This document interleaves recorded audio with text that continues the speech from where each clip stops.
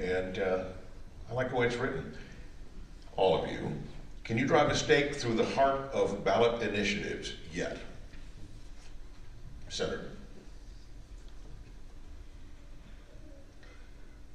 So the legislative branch is one branch of government, and even though last session we passed 2 strong bills, one stronger than the other, to update and modernize the requirements for initiatives to get onto the number of signatures and the distribution around the state of signatures that they needed to get, and how many, yes, we did change the number of signatures to get on the ballot.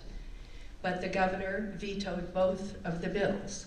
So there will be an effort, and I think Representative Addis will speak to it, there will be an effort to bring back some requirements for the initiative process, although I don't know that it will address the distribution number, the requirement, or the total number of signatures, percentage of signatures that will be required. It is important that we address this. I was a big proponent of the bills last year. In fact, took quite a number of arrows in the back for it, but not from this district, but statewide, and from some of the other groups that are trying to push initiatives. But here we find ourselves with several initiatives this year because the initiative bills did not go through. And so we have to figure out how we're going to answer or deal with the initiatives that are being proposed this year. And I'm sure you're all aware. One is minimum wage, one is how to fund education, through an initiative. The education budget is the most complicated budget in the state. And a quick initiative with a one-liner for someone to put their name to it is not the way that we're going to make a good public policy decision. And the third initiative that's facing us this year is medical marijuana. And we can speak more about that as we go, but in the state legislature, there is not an appetite for that. So I will pass this on. Oh, I will pass on the talking part. Thank you, Senator. As a bare minimum, one of the issues that was passed by the House last session was, I believe, House Bill 296. It required the initiative process to follow the same rules that the legislature follows in passing a law, because when an initiative is finally signed by the governor, it does become law just as if it came from the legislature. And there's a fourfold factor that was in House Bill 296. Number one, it has to be single subject. Idaho is a single subject law state. We can't just throw a whole bunch of things together and then vote on a whole package. Number two, there's a fiscal impact statement that consists of 2 parts. Number one, we have to indicate what the process or what the proposal is going to cost the taxpayers. And number two, where is that money going to come from? You know, we're all looking for that tooth fairy that's going to drop off the dollar bill under the pillow, and there is no tooth fairies. Somebody's going to have to give up something else in the state budget as far as financing in order to cover the cost of those programs. And the third thing is the effectivity date. When the legislature passes a bill, unless it's an emergency situation, it doesn't become effective until July 1. As soon as an initiative passes, it becomes effective immediately.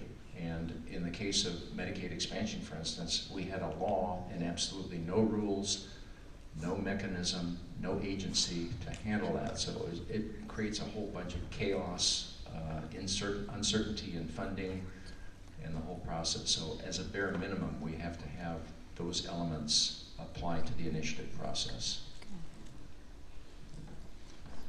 Well, to directly answer the question, it would be no. I don't think we're going to do that this year, and Senator Souza alluded to that, and that's because, well, I don't know that we would have the votes in the legislature, and even if we did, I'm virtually certain the governor would veto the bill. And then on top of that, to thoroughly drive a stake through its heart, you'd need to change our Constitution, because the initiative process is written into our Constitution. And I have data here from a December survey from Boise State University, and historically their surveys have been pretty good. I only agree with 10% of the people who answered this survey, but 63% of them said that our initiative requirements are about right. So that's 2/3 of the people. So if we put it on the ballot, the legislature did, I doubt it would pass. So just as a more direct answer to the question, no, I don't think that we can do that this year or probably anytime in the near future. Many people, well, it's in my opinion, a violation of the Republican principles of government. Many people really like the initiative process. I don't want to belabor too many of the points they've already made, but I'll tell a story. Representative Addis and Senator Souza and myself had the wonderful opportunity to go to a town hall specifically just on this subject, and it was very pleasant, I might add. And we were having the discussion on if there were opportunities to improve the initiative process, and I just brought up the idea, well, wouldn't it be helpful, during the signature collection process, if there was some sort of standardized form that those individuals that were collecting the signatures had to provide to the person, so that it provided more information in a standard format so that it was easily understood and you knew what you were signing your name to. And the person in the crowd told me, well, no, because then people would be more likely not to sign the initiative. And I think all three of our collective jaws hit the floor, and why would we want, not to have transparency in this process? So there are ways to improve the initiative process. I agree with Senator Vick. I think that mountain to change the Constitution is probably too high to climb at this point.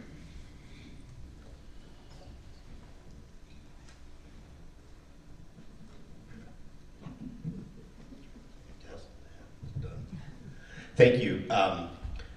Yeah, I agree with all the points. I think at this point they're all pretty much made. And Mary's right. I've been spending a lot of time looking at this because prior to my first year in the session and the effort on Medicaid expansion, I had never paid attention to the initiative process. It wasn't on the top of my mind. So I kind of looked at this as, okay, let's look at it. What's going on? And I did a lot of research starting at the end of last session, and I don't know if you followed, but had a lot of articles and guest opinions published, I believe, in the press, the Spokesman Review, the paper in Southeast Idaho in the Twin Falls area, and Betsy wouldn't publish my article. Lewiston wouldn't publish the article.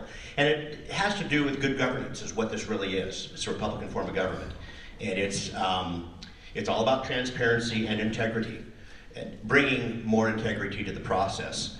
And to add along with what Paul said, a nice young lady in the very front of the office, oh, we don't care, just get it on the ballot. And I don't think that's the way we want to do things. So the things that I had written about and that I've gotten a lot of support from on both sides of our body were, like Tony says, fiscal impact, source of funding, single subject. I had 3 constituents come up last year and say, boy, I signed onto it first, I did some research, found that I didn't like it, or changed my mind, and or you know how fast our society works.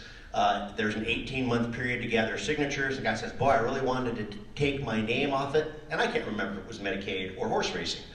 But I couldn't, and it really made me mad. Well, I researched it. You can take your name off of an initiative signature sheet, but we just don't know about it. So does that mean I'm against a specific issue? Don't know what the issue is. But I think as far as good governance, we have to allow people to have that decision. There are certain campaign finance laws that initiatives do not have to conform to that candidates do. And so I think that it's important for the citizenry to know where the money comes from. That's transparency, to know what's going on there. I think some of my articles touched on a practice called bounty hunting, if you will, where signature gatherers, and again, I'm not talking about issues, I'm talking about process, are paid per signature. The great state of Oregon in 1994, I believe, outlawed that practice. It was challenged in court in 1996 and the state of Oregon won. You can pay people. We need to be able to pay people, but not on a per signature basis, which would further the integrity of the process. So like anything else in our government, I believe, the more integrity and the more transparency you can bring to a process, I think you're going to get better outcomes. And given the fact that the initiative is a constitutionally guaranteed right, I think the best way to handle any of these is through better governance and through transparency and through integrity. So that's what, hopefully we'll try to get a few bills. I'm working with a few legislators in the House. We might break them up. I try to make them as transparent and easy to understand as possible. But I think we're going to be able to do something like that this year, at least attempt to. The brilliance of our founders never ceases to amaze me.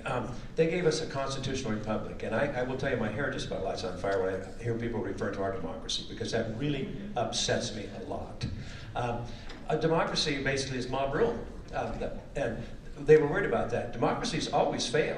When the people figure out that they can access the money, then they spend themselves into oblivion. Now, I'm not making any prophecies, but we have things to be concerned about here. I also took a lot of arrows in the back because of the initiative bill last year. There were 55 only in both houses out of 105 that actually voted to send that bill to the governor, and he ultimately did veto it. The reforms we tried to make in that bill were to basically give rural Idaho a voice, because currently you can go to the cities and get all the signatures you need on these initiative ballots, and that does not reflect rural Idaho. Rural Idaho is different, and I'm very concerned about rural Idaho because the way things are going now, the cities are growing, and in the next redistricting, the rural Idaho is going to lose more of its voice still, and that's a real concern. The only way I see to fix it was going back to the brilliance of the founders.